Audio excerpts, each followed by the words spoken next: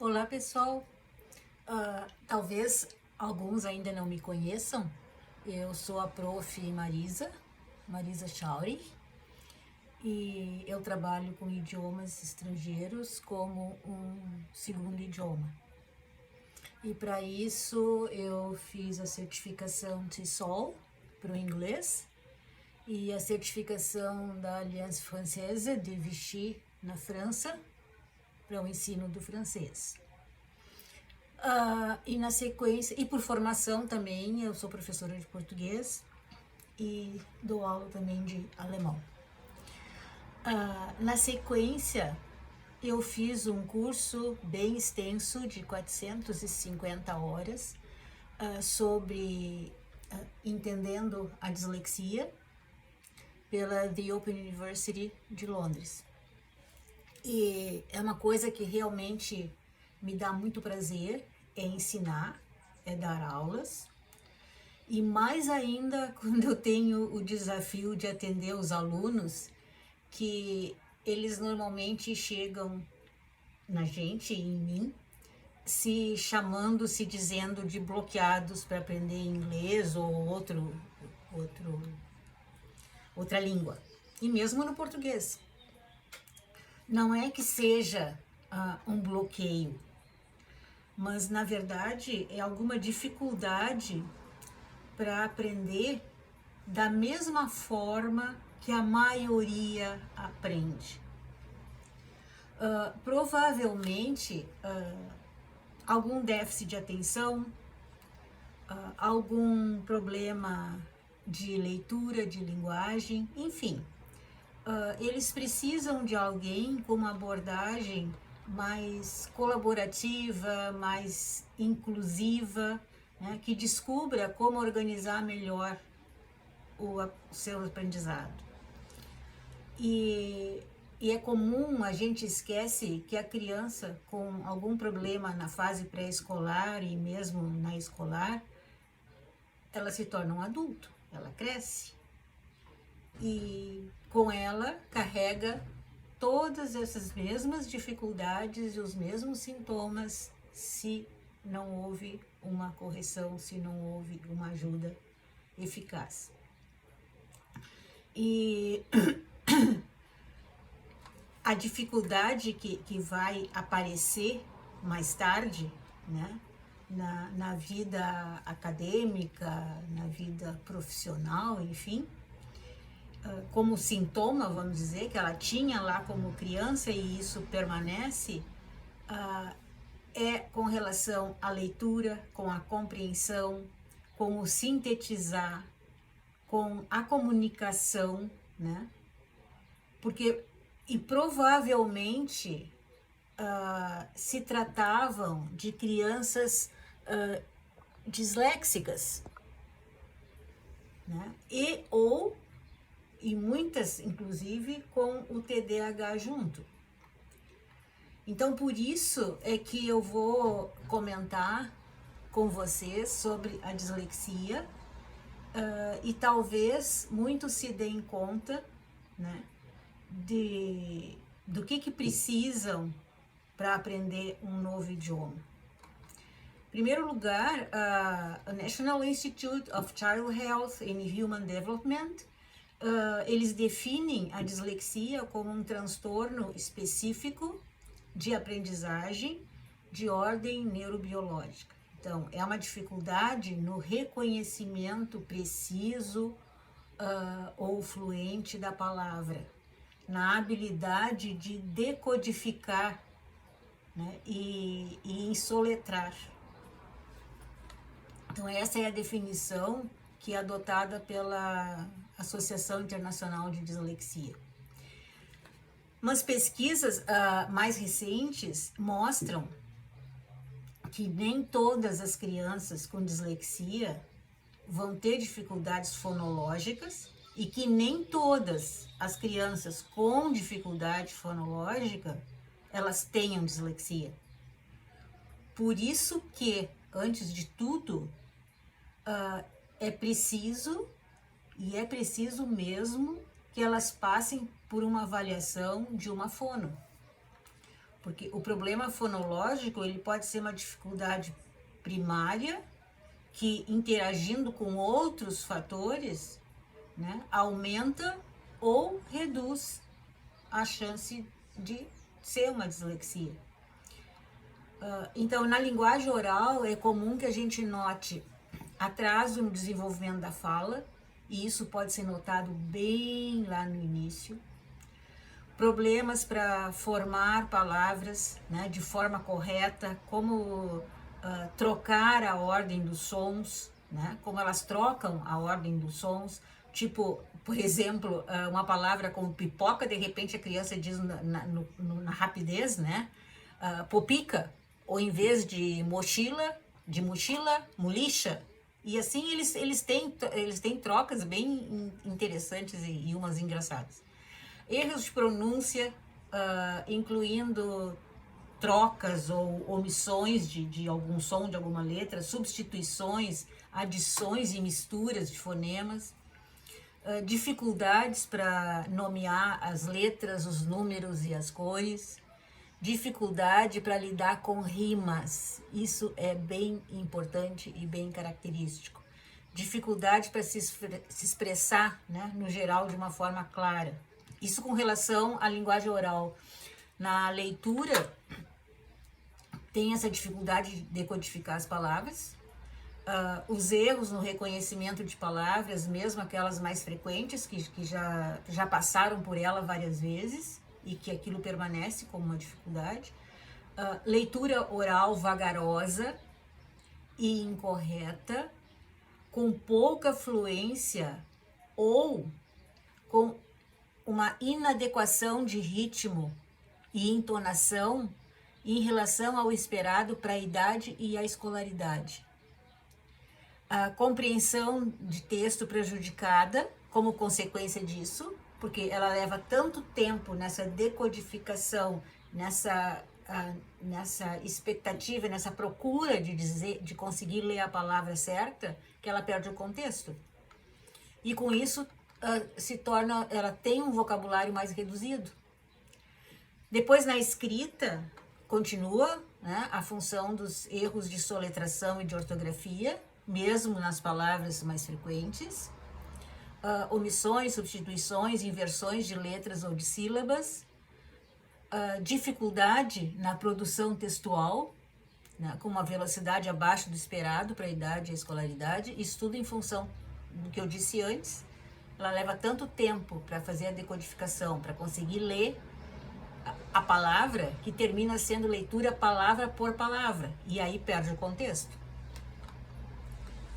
E só que isso, na verdade, ela já mostrou sinais que poderiam ter sido vistos, avaliados. Ela muito provavelmente, já desde a pré-escola, ela tinha dispersão, né, que é a falta de atenção, dificuldade de aprender as rimas e as canções. Para umas crianças é tão fácil voltar para casa, né, da escolinha com uma música nova, para outros é uma dificuldade isso. Atraso no desenvolvimento da fala e da linguagem, alguns problemas na coordenação motora. As pessoas acham que é só a fala, mas não. Falta de interesse e dificuldade com os quebra-cabeças é outra coisa bem importante. E falta de interesse por livros físicos, né? Aquela coisa de que a maioria das crianças gostam de mexer nos livros, de abrir os livros, de procurar alguma coisa no livro, de pedir para contar a história, de fazer de conta que está lendo a história, né? E umas são tão artistas no fazer isso que parece que estão lendo mesmo sem saber ler. Mas essas crianças, isso aí irrita, eles não gostam. Depois, na idade escolar, o que poderia ter sido notado? Lentidão na aprendizagem, dificuldade de concentração, palavras escritas de forma estranha, dificuldade de soletrar e a troca de letras, né, com sons e grafias parecidas, dificuldade em criar e reconhecer as rimas, dificuldade na coordenação motora fina, que é o que vai dar a condição de escrever, né, Porque lógico que no início é tudo muito desorganizado, mas aos poucos eles vão escrevendo em cima da linha, eles vão conseguindo respeitar os limites, né, daquela linha, da letra que vai até em cima, da letra que desce, da letra que é escrita na linha. E para essas crianças é muito difícil isso. E a coordenação grossa, que é a do corpo no espaço. E para isso seria muito bom, ajuda muito a dança, a ginástica e até um esporte. A dificuldade para nomear esquerda e direita, porque se eu não me reconheço dentro do espaço, o meu corpo dentro do espaço, saber o meu lado esquerdo e direita não é tão simples assim, não. Mas, olha só, nada disso tem a ver com a inteligência dessa criança, desse adolescente ou desse adulto. Ela apenas, principalmente na fase infantil, ela vai precisar de uma equipe multidisciplinar que ajude a vencer essas barreiras. E normalmente ela vai precisar de quem? Do auxílio de quem? De uma fono, de um ou uma psicopedagoga, psicóloga e muitas vezes, dependendo da situação, do psiquiatra. E então, essa mesma criança com essas características acima se torna um adulto que pode provavelmente, né, que provavelmente vai apresentar uma melhora incrível. Ele vai, muita coisa vai passar desapercebida, ele vai ter condições de enfrentar a parte do estudo, a parte acadêmica, a parte profissional, porque esses profissionais ajudaram a organizar, né, o que precisa ser organizado na rotina deles, na forma como eles encaram as coisas, como eles veem, né? E esse adulto que, como criança, não foi atendido e que, por conseguinte, ele carrega esses mesmos sintomas, essas mesmas características, ele é, normalmente, né, ele vai ser aquele que leva um tempo imenso para ler um livro, na maioria das vezes não lê até o fim, muitas vezes larga já no começo, e para ele é uma verdadeira tortura ter que fazer uma síntese dessa leitura. Muitos não conseguem. Até porque durante a leitura eles pulam palavras, eles pulam finais de palavras. Então tudo isso ajuda a tornar uma confusão essa leitura. Eles têm dificuldade em pensar o que escrever. São adultos que normalmente se depende deles criar um texto, seja lá para que situação for, ele corre disso, ele não gosta, ele se sente incapaz de fazer, ele tem uma dificuldade enorme de resumir o que leu, e por esses motivos óbvios. Outra coisa, se ele assistiu uma aula falada, e vamos dizer que ele não tem um livro para seguir, não tem pode ser uma palestra, vamos dizer, aonde a gente normalmente faz algumas anotações, né, daquelas coisas que realmente eu não quero me esquecer, ou até para eu de repente pesquisar sobre aquilo mais a fundo. Eles não conseguem saber o que eles têm que anotar, eles se sentem perdidos. E a troca de letras, e isso aí vai acompanhar. Se não for tratado, se não for feito um trabalho em cima, né, seja lá enquanto são bem pequenos ou já mais adiante, mesmo como adolescentes, mas se houver alguma interferência positiva, ele vai ter condições de levar uma vida mais organizada. Bom, e é por esses motivos, que eu nunca consigo aceitar de forma passiva quando o aluno, na primeira aula, no primeiro encontro que a gente vai ter, ele chega e me diz: eu sou bloqueado para o aprendizado de um idioma. E inglês ou francês, seja lá o que for, Isso eu já tentei várias vezes, eu começo, eu me entusiasmo até e termino largando porque não vai. Eu sou bloqueado, não consigo. Então a tua missão é me desbloquear.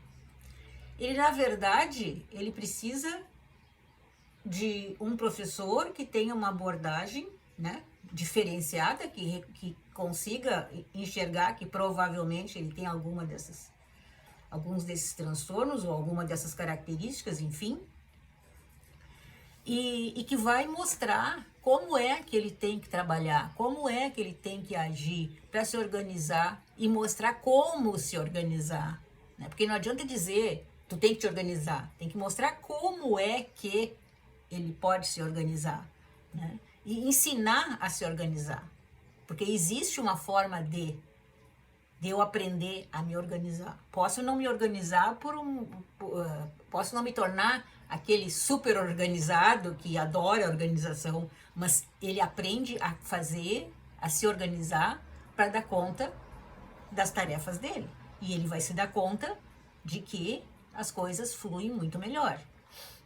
Então, professores que ajudem a que ele veja sentido, né, e veja como as estruturas desse novo idioma funcionam, né, e que devem ser curtas, devem ser passíveis de muitas substituições para que o vocabulário possa se expandir de uma forma mais rápida, mas ao mesmo tempo de uma forma mais simples, para que ele interiorize isso com mais facilidade e consiga, desde o início, se comunicar.